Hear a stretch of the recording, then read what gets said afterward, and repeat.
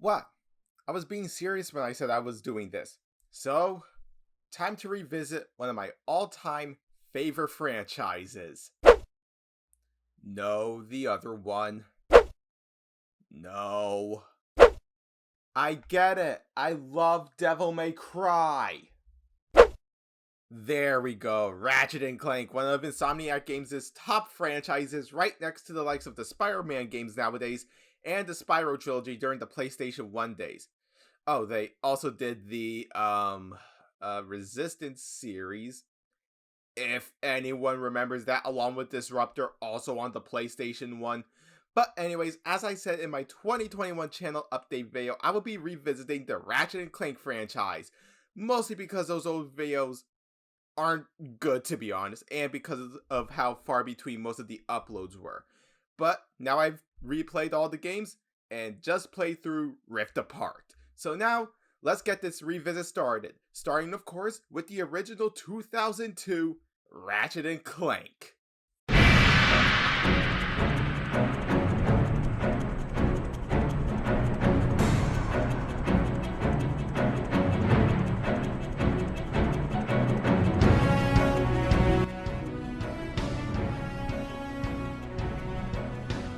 Enjoy the show.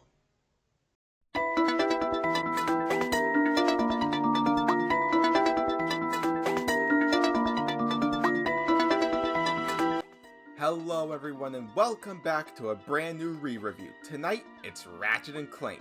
Ratchet & Clank is a 3D platformer released in November of 2002 for the PlayStation 2. It was developed by Insomniac Games and published by Sony Computer Entertainment. Now, my personal history with the original Ratchet & Clank is an interesting one, mostly because this wasn't the first one I played. Keep in mind, I didn't get into video games until roughly 2009, and by then not only was the PlayStation 3 3 years into its life cycle, but also the third game in the Future Saga, that being A Crack in Time, was out. So, if I remember correctly, the original was, I want to say, my third game in the franchise that I played. As a kid, I didn't like it on PS2, mostly because I didn't have a memory card to save my game. It wasn't until the release of the HD collection in 2012 was how I beat the game, and later when I got PSN, got the Platinum Trophy. So now, let's answer the question. Is the original Ratchet & Clank any good? And is it one I can recommend to you? Let's find out. Just to clear things up here, all footage that you'll be seeing of the first 4 games will be off of their PlayStation 3 versions, and each of them will be from my challenge mode playthrough. More on that in a bit. So the game opens up with one half of our main duo, a Lombax named Ratchet, being voiced by Mikey Kelly, working on a ship to get off of his home planet, Veldin. If you're wondering what the fuck a Lombax is, we'll get more into that during the Future Saga. Meanwhile, on the robot factory on the planet of Core 2, a defective warbot and the other half of our duo, Clank, being voiced by David Kane, sees an infobot revealing something that is the cause of this phase. Can we make a meme out of this phase? Please, I would love to. Anyway, while Clank escapes Core 2, he coincidentally crash lands on Veldin. Ratchet blows shit up with a makeshift bomb glove, and he takes the unconscious Clank back to his garage, where he wakes up, and this is where we have our first introduction as to how they sound. Interesting. Yay! Clank then shows Ratchet the infobot from Core 2, revealing plans by this game's main villain, Sherman Drek, voiced by Kevin Michael Richardson. Kevin Michael Richardson. That sounds familiar. Hold on, let me just Wikipedia this guy real quick.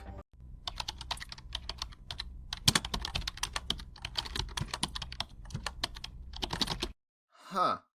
Turns out he also voiced Shredder in the 2012 TMNT series. Wait, what? What? What the fuck? Now, Drek's plan is to try and build a new planet for his race, the Blarg, to live on due to their old planet, that being Orxon, being more overpopulated than all of China and more polluted than Chernobyl. Ratchet and Clank then join forces to try and stop Drek's operation while gathering information about his plans, causing Drek to launch a manhunt on the two. Our duo seek to enlist the help of Captain Quark, voiced by the now retired VA Jim Ward, in his trailer on planet Rilgar, which Quark tells it to meet him at his HQ on planet Umbris. After surviving an obstacle course, Quark betrays it to, revealing that he is the spokesperson for Drek's new planet. He then sends out a Blargian Snagglebeast, which is a piss easy fight if you got the Rhino. This is where Act 1 of the game ends and begins Act 2, which is less than favorable for most people, myself included. Ratchet, being determined to get revenge on Quark's deception, liberates more Blarg-conquered planets, eventually coming across a Blargian moonbase. It's at the Gimlick moonbase where we fight Quark in a terrible dogfight. The only cool part is that we get to see the full level up from space. After shooting down Quark, our duo, mainly Ratchet, leaves satisfied before we gain coordinates for the next planet, that being Olannis. This is also where Act 2 ends and the final act begins. Olannis is mildly important since we get the coordinates to Core 2. After destroying Drek's fleet near Veldon's orbit, the last infobot reveals that Drek, using a planet-destroying weapon called the Deplanetizer, intends to use it to blow up Veldon to Kingdom Come and have his already completed planet take its place. When we reach Veldon, landing in the same spot as Ratchet's old makeshift ship, we see that the Blarg are already there. We blast through them before reaching Drek himself. After defeating Drek, we blow up his planet, with him along with it. Jesus, fuck Ratchet. The two are about to fall to their death, but Clank hangs onto the ledge, but his arm servos are damaged from the weight of Ratchet. Clank saves Ratchet from the fall and remarks that he'll be fine. As Clank is leaving, Ratchet returns, telling him that he'll repair him. Their bond as friends now cemented. In the post-credits scene, Quark advertises his personal hygienator, much to Ratchet and Clank's disgust and discomfort, and Clank turns off the holovision, thus ending the game. So that was the plot. Overall, I have a few issues with it. Let's just address the big one in the room, Ratchet himself. Now, while I don't have that much of a problem with him, I do have a major one, and that is that in the second act of the game, he is nothing but an ass to Clank. Now, most people are expecting me to just hate Ratchet from this point on because of his ass attitude towards Clank. But here's the thing, he goes through something called a character arc. Unlike a certain other character that I won't mention, I think Ratchet has every right to be this pissed since A, he idolizes Quark, so being betrayed by him would obviously get Ratchet pissed, almost like someone's favorite YouTuber being accused of something which turns out to be true. B, it's kinda Clank's fault. Think about it, searching and finding Quark was all Clank's idea, so it also makes sense for Ratchet to mostly blame the little robot for this. So yeah, while I am annoyed by Ratchet's attitude in the second act of the game, he did have his reasons. Unlike Joel, who after the opening cutscene is nothing but a complete unredeemable cock from the beginning of the 30-year time gap to the end of the game. As for voice acting, I like it, though the only one I can say didn't age well was Mikey Kelly's voice. I don't know, I just feel like his voice was a bit too scratchy, but that isn't to say he's terrible, far from it. I think he did a good job. David King was also great as Clank, giving him this sense of naivety. Jim Ward also did an amazing job as Captain Buttchin, especially that laugh. Now, Kevin Michael Richardson. I don't know if it's just me, but much like Richard Stephen Horvitz, the voice of Zim from Invaders and Chaos in Skylanders, and Stuart Zergo from this franchise, Richardson just has that unique tone of voice, which makes it easy to tell it's him, except for his Cleveland Brown Jr. voice. Here, I'm gonna play a clip from one of his roles as well as another one of his roles, and I want you to guess which one is which, okay? Hello, citizens of... I'm gonna tear the cover off this ball. Did you put in your guesses? The first one was Drek and the other one was Jerome. See what I mean? But overall, I enjoyed the voice actors. Shame that Mikey Kelly and Richardson only appeared in this game. But with the story done, let's move on to the gameplay. So the gameplay of Ratchet and Clank has us in control of the titular duo, and name of the game is explore, destroy crates, blow the fuck out of enemies with your massive arsenal of weapons, and die. It's a standard 3D platformer with third-person shooter as gameplay, and it didn't age that well. This mainly lies in the controls. I got my start with this franchise from both the third game, Up Your Arsenal, and the third future game, A Crack at Time, where those two have strafing, whereas the original doesn't have it, so it makes running and gunning kinda tricky. Speaking of the weapons, there are 13 affordable ones, and they're pretty good to use.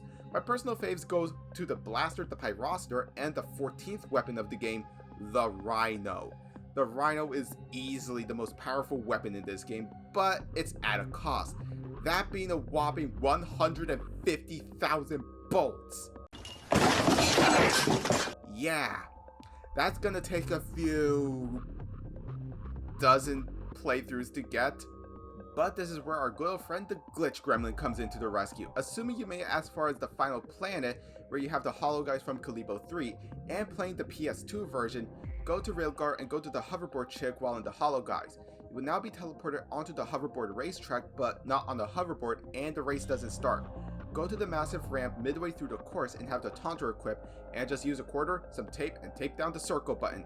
Make sure you lower your TV's volume if you're gonna do this overnight, otherwise all of China will know your location.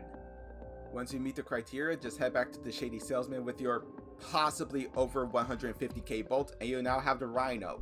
Now sadly, this glitch has been patched out of the HD collection. For the PlayStation 3 version glitch, equip the decoy glove once you get to Pokataru. Head to the corner next to the elevator at the hoverboard race entrance, and have the decoys deploy near Ratchet while running into the wall.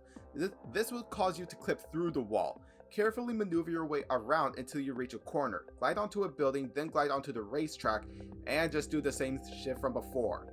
There are also some optional things you could do, such as collecting the 40 golden bolts, no not that guy's Patreons, as well as doing the 30 skill points. I just suggest you use a guide for the skill points. You do get something called the Map-O-Matic from Kalibo 3, which makes getting the gold bolts a hell of a lot easier. You can use the 40 gold bolts and the regular bolts for the 10 gold weapons you can get when you start New Game Plus, aka Challenge Mode. Challenge Mode is where you play through the game again, but with all your upgrades and weapons. The sequels do Challenge Mode better, but let's save that for later. There are different styles of gameplay, such as Giant Clank, which are slow. Regular Clank sections, which are bleh. And Olandis, where you play as only Ratchet, where it's pure platforming. We have Grind Rails, which I wouldn't be surprised that Insomniac took inspiration from this scene from Final Fantasy X. But then there are the Magna Boots, where Ratchet's speed is that big to cap, but somehow slower. We can't use weapons, and when we use the wrench, Ratchet stays still. Now, much like what Supersonic Master said in his video about this game, checkpoints aren't very common. Now, that isn't to say this game is Jack 2 levels of challenging, but then again, I've been playing these games for a major portion of my life. Now, there are also 14 gadgets. 2 of them I've already went over, those being the Grind Boots and the Magna Boots, 3 helmets, 3 Clank upgrades, and finally 6 usable gadgets in place of a weapon. The only majorly useful one will be the Gadgetron PDA, which behaves as a portable vendor for ammo but at a higher price. So overall, the gameplay is okay. Outside of the absence of strafing, the Clank section, the Giant Clank, and the Magna Boots, the gameplay isn't that bad. Visually to this day, whether it's on a PS2, PlayStation 3, or emulated, the environments and planets look amazing. Enemies are diverse, but as for character models, they are starting to show their age, especially Korg, who has this over-exaggerated and very cartoony look in the facial department. OST-wise, it's amazing. The composer of this was David Berjout, and this OST is clearly sci-fi inspired, and I love it. Each soundtrack is often named after the planet it has originated from, so it makes it easier to search for it, but yeah, OST I can't get enough of. So now let's recap. I think the story, while flawed in a few areas, is good. Gameplay is okay for the most part. Visually, while character models are starting to show their age, it still looks amazing. And OST, I'll play to the heat death of the universe. So here are my closing thoughts. Overall, Ratchet & Clank, while it is still good, it has aged in a few spots. From the sparse amount of checkpoints, the absence of strafing, and not getting a whole lot of bolts, I'd say do not make this your first Ratchet & Clank game. Play one of the sequels, then go back to the original. So in general, the original Ratchet & Clank gets my score of a 5.5 out of 10. But now I want to know from you all, did you play the original Ratchet & Clank? What did you think of it? And is it something you could recommend to a friend? Leave your answers and more down in the comments. Give this video a like if you enjoyed it, and while you're here, consider subscribing and turn on the bell to be notified whenever I make a new video. As always, my social media links are down below. I've been HorrorKid, and join me next time when I revisit Ratchet & Clank 2 Going Commando. Till then, you all take care.